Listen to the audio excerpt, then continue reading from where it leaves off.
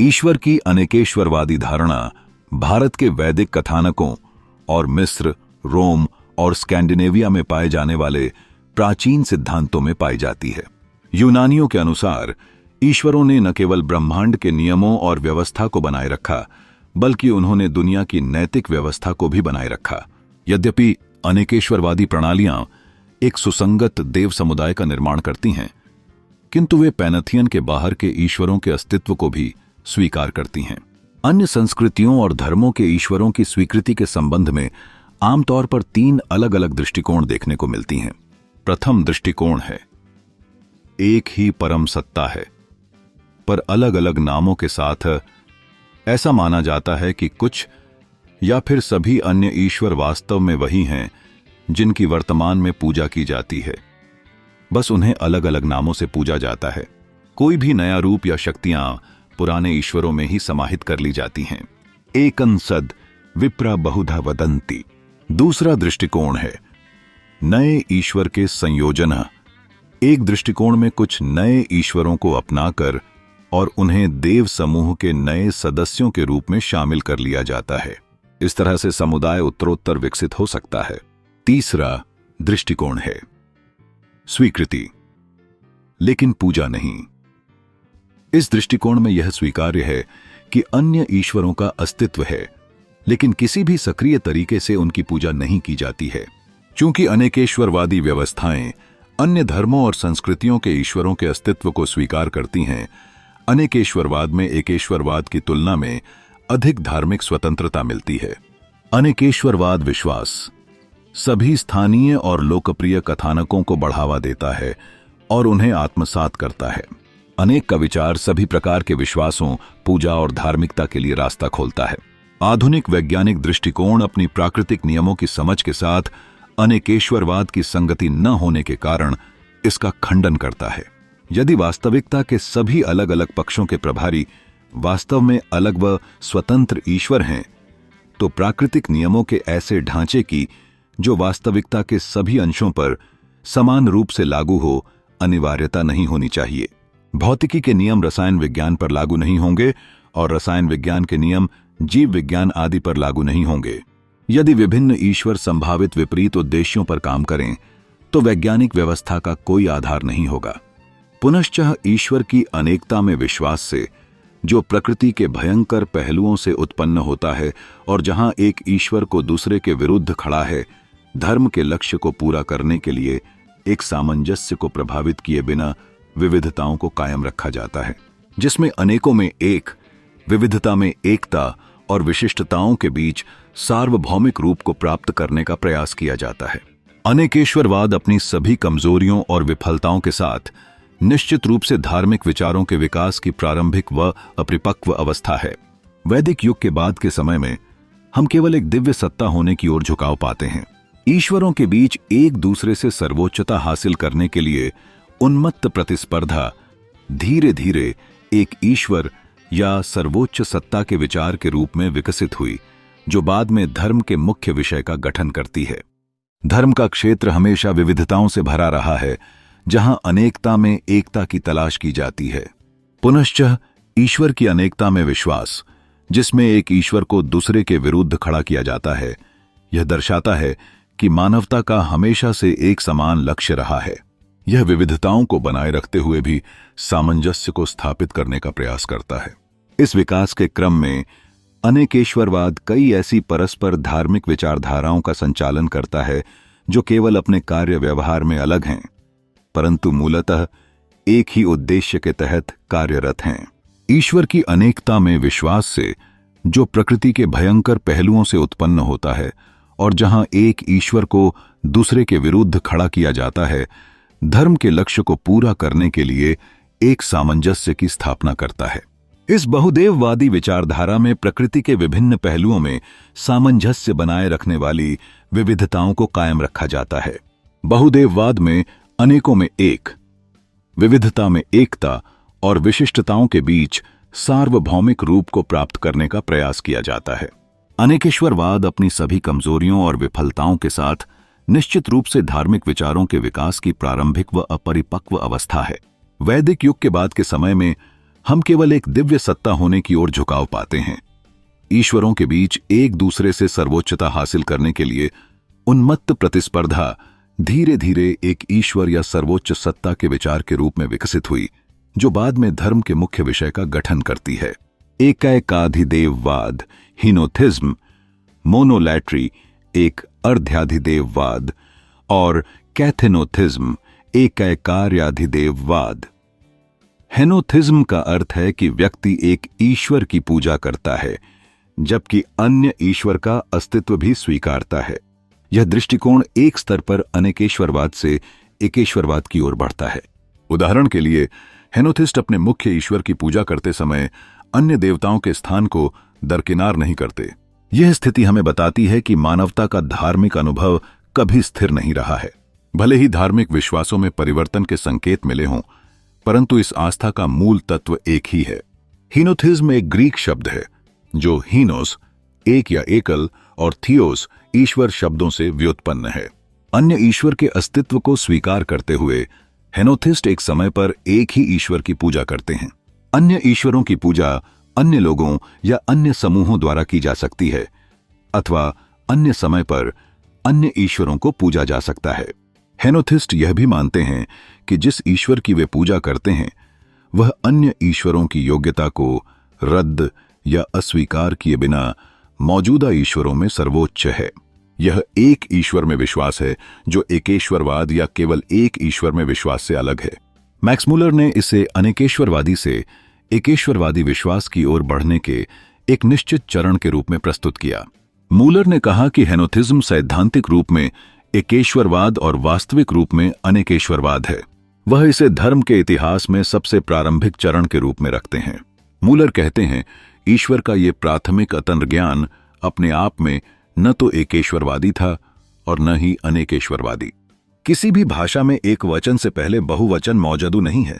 ईश्वर का प्राथमिक अतंर्ज्ञान और ईश्वर पर निर्भरता की आंतरिक भावना को एकेश्वरवादी नहीं कहा जा सकता है। मोनोलैट्री की अवधारणा में यह विश्वास निहित है कि एक से अधिक देवता हो सकते हैं, लेकिन उनमें केवल एक ही देवता पूजा के योग्य है। यह दृष्टिकोण हेनोथिज्म से अधिक विशिष्टता का परिचायक है। मोनोलैट्री एक स्थायी विश्वास प्रणाली है जहां व्यक्ति अपने चुने हुए ईश्वर की निरंतर पूजन करता है।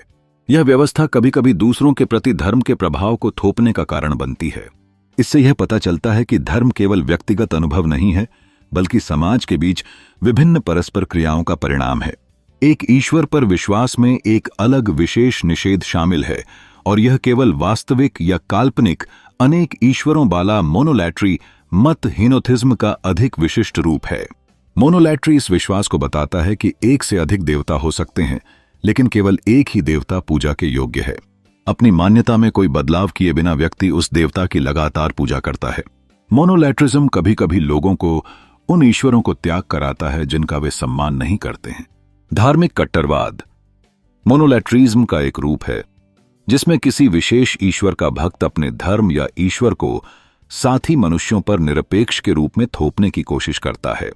हेनोथिज्म की तुलना में मोनोलैट्री अधिक विशिष्ट है, क्योंकि एक मोनोलेटर केवल एक ईश्वर की पूजा करता है, जबकि हेनोथिस्ट परिस्थितियों के आधार पर देव समुदाय के भीतर किसी भी ईश्वर की पूजा कर सकता है। कुछ विश्वास प्रणालियों में एक हेनोथिस्टिक ढांचे के भीतर सर्वोच्च ईश्वर का चयन सांस्कृतिक, भौगोलिक, ऐतिहासिक या राजनीतिक कारणों के आधार पर किया जा सकता है, जबकि वेद, सबसे प्रारंभिक हिंदू ग्रंथ, अधिकांश भाग के लिए हेनोथिस्टिक हैं। एक सर्वोच्च तत्व या आत्मा की धारणा उपनिषदों में अधिक प्रमुख हो जाती है। इस प्रकार हीनोथिज्म अनेकेश्वरवाद से एकेश्वरवाद की ओर एक कदम है। इस अंत में हम देख सकते हैं कि धार्मिक विविधताओं का संयोग केवल मानवता के अस्तित्व की प्रतिबिंब नहीं है, बल्कि यह एक दार्शनिक यात्रा है जिसमें हर एक व्यक्ति को अपने विश्वास की खोज करनी होती है। ये तीन प्रमुख धाराएं, हेनोथिज्म, मोनोलैट्री और अनेकेश्वरवाद, हमें यह सीख देती हैं कि कैसे विभिन्न धार्मिक अनुभवों के बीच सच्चाई की खोज की जाए। यह आत्मिक विकास और धार्मिक सहिष्णुता को प्रोत्साहित करती है, जिससे मानवता की एकता की स्थापना होती है। कैथेनोविज्म केथ और हेना शब्दों से व्युत्पन्न है, जिसका अर्थ है एक एक करके। यह हिनोथिज्म का एक दिलचस्प विस्तार है जो एक एक करके अनगिनत देवताओं की उपासना को मान्यता देता है। यह धारणा स्पष्ट करती है कि एक व्यक्ति एक समय में केवल एक ईश्वर की पूजा करता है, जबकि अन्य देवता अपने समय पर पूजा के योग्य होते हैं। कैथेनोथिज्म यह विश्वास है कि एक से अधिक ईश्वर है, लेकिन किसी एक समय में केवल एक ईश्वर की ही पूजा की जानी चाहिए। अन्य ईश्वर किसी दूसरे समय या स्थान पर पूजा के योग्य हो सकता है। इस प्रकार प्रत्येक ईश्वर अपने समय और स्थान में सर्वोच्च है। यह विचार विशेष रूप से उन अनेकेश्वरवादी धर्मों में देखने को मिलता है वह विभिन्न प्राकृतिक शक्तियों और बलों को पूजा जाता है। उदाहरण के लिए किसानों द्वारा वर्षा के देवता की पूजा की जाती है जब फसल की आवश्यकता होती है, और शिक्षा के क्षेत्र में विद्या की देवी का ध्यान किया जाता है। अनेकेश्वरवादी धर्मों में अक्सर यह कैथेनोविज्म मत पाया जाता है जिसमें प्राकृतिक शक्तियों की पूजा की जाती है। वर्षा की आवश्यकता होने पर वर्षा के ईश्वर की पूजा की जाती है। फसल के समय सूर्य ईश्वर की पूजा की जाती है। विवाह में प्रजनन क्षमता के ईश्वर का आह्वान किया जाता है, और शिक्षा के अवसर विद्या की देवी, उदाहरण के लिए हिंदू धर्म में सरस्वती का ध्यान तब किया जाता है जब विद्यार्थी परीक्षा और इसी तरह के अन्य अवसरों पर जाते हैं। इस विद्या में मोनोलेट्री के रूप में हिनोथिज्म का अधिक विशिष्ट रूप भी पाया जाता है, जिसमें व्यक्ति अन्य देवताओं की उपेक्षा करते हुए केवल एक ईश्वर की पूजा करता है। यह किसी अन्य देवता की महानता को नकारता नहीं है, बल्कि व्यक्ति की धार्मिक प्रतिबद्धता को लगातार बनाए रखता है। लेकिन कभी कभी यह मोनोलेट्रिज्म कट्टरवाद को जन्म दे सकता है, जिसमें एक भक्त अपने धर्म और ईश्वर को दूसरों पर थोपने की कोशिश करता है। इस प्रकार मोनोलेट्री हेनोथिज्म को एक विशेष और अनुशासनिक रुचि के रूप में माना जा सकता है। इस प्रकार मोनोलेट्री हेनोथिज्म का अधिक विशिष्ट रूप है। मोनोलेट्री इस विश्वास को बताता है कि एका से अधिक देवता हो सकते हैं, लेकिन केवल एक ही देवता पूजा के योग्य है। अपनी मान्यता में कोई बदलाव किए बिना व्यक्ति उस देवता की लगातार पूजा करता है। मोनोलेट्रिज्म कभी कभी लोगों को उन ईश्वरों को त्याग कराता है जिनका वे सम्मान नहीं करते हैं। धार्मिक कट्टरवाद मोनोलेट्रिज्म का ही एक रूप है, जिसमें किसी विशेष ईश्वर का भक्त अपने धर्म या ईश्वर को साथी मनुष्यों पर निरपेक्ष के रूप में थोपने की कोशिश करता है। हिनोथिज्म की तुलना में मोनोलेट्रिज्म अधिक विशिष्ट है, क्योंकि एक मोनोलेटर केवल एक ईश्वर की पूजा करता है, जबकि हिनोथिज्म अथवा कैथेनोविज्म परिस्थितियों के आधार पर देव समुदाय के भीतर किसी भी ईश्वर की पूजा कर सकता है। कुछ विश्वास प्रणालियों में एक हिनोथिस्टिक ढांचे के भीतर सर्वोच्च ईश्वर का चयन सांस्कृतिक, भौगोलिक, ऐतिहासिक या राजनीतिक कारणों के आधार पर किया जा सकता है, जबकि वेद सबसे प्रारंभिक हिंदू ग्रंथ अधिकांश भाग के लिए हेनोथिस्टिक है। एक सर्वोच्च तत्व या आत्मा की अवधारणा उपनिषदों में अधिक प्रमुख हो जाती है।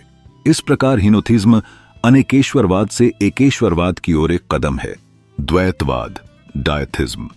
द्वैतवाद दो प्रतिकूल या पूरक सिद्धांतों को स्वीकार करता है जो ब्रह्मांड की संरचना को संचालित करते हैं।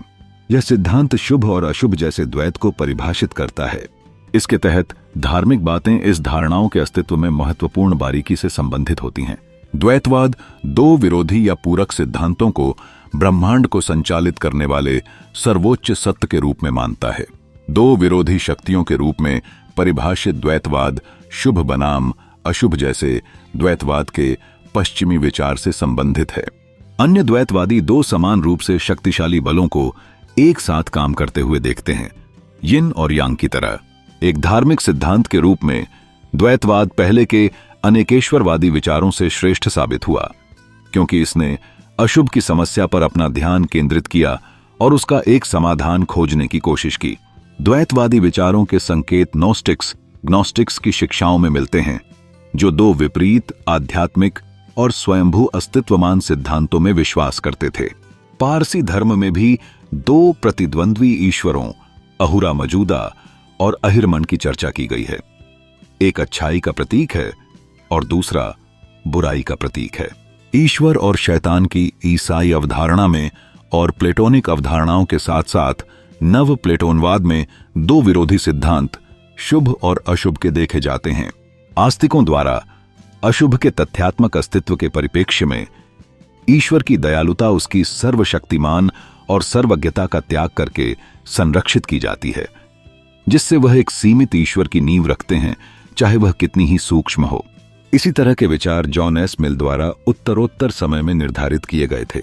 मिल बताते हैं कि प्रकृति की संरचना का हर प्रमाण कुछ सीमाओं के अंतर्गत काम करने वाले रचनाकार की रचना का एक उदाहरण है। इसलिए प्राकृतिक धर्मशास्त्र का प्रमाण स्पष्ट रूप से यह दर्शाता है कि ब्रह्मांड के रचयिता ने सीमाओं के अंतर्गत काम किया है। द्वैतवाद के सिद्धांत अशुभ की समस्या का व्यावहारिक समाधान नहीं देते हैं, यहां तक कि दो स्वतंत्र पदार्थों के रूप में द्वैतवाद को भी चुनौतियों का सामना करना पड़ता है। डॉक्टर एच स्टीफन बताते हैं, यदि द्वैतवाद के अनुसार दो बिल्कुल स्वतंत्र पदार्थ हैं, तो यह समझना असंभव है कि वे एक दूसरे के साथ पारस्परिक प्रभाव में कैसे आ सकते हैं, ताकि एक सत्ता दूसरी सत्ता पर कार्य कर सके। भौतिक द्रव्य पर ईश्वर का प्रभाव और ईश्वर पर भौतिक द्रव्य पर प्रभाव। धार्मिक विचारों का प्रवाह इसलिए एक अलग मोड़ ले लेता है, एकेश्वरवाद की ओर एक मोड़। एक दार्शनिक लॉर्ड्स का मानना है कि एक सिद्धांत के रूप में द्वैतवाद अकल्पनीय है, क्योंकि यह हमेशा दो वास्तविकताओं के बीच संघर्ष को हल करने के लिए एक तीसरे या उच्च सिद्धांत को मानता है, और वह तीसरा सिद्धांत धार्मिक जीवन का सर्वोच्च सिद्धांत माना जाता है। एकेश्वरवाद का ईश्वर ब्रह्मांड के एकमात्र व्याख्यात्मक कारण के रूप में एक सर्वव्यापी, एक सर्वोच्च व्यक्ति के रूप में प्रकट होता है, ताकि विविधता में सामंजस्य प्राप्त किया जा सके। एक ऐसा कारक जो अब तक द्वैतवाद में अनुपस्थित था। एकेश्वरवाद, मोनोथिज्म।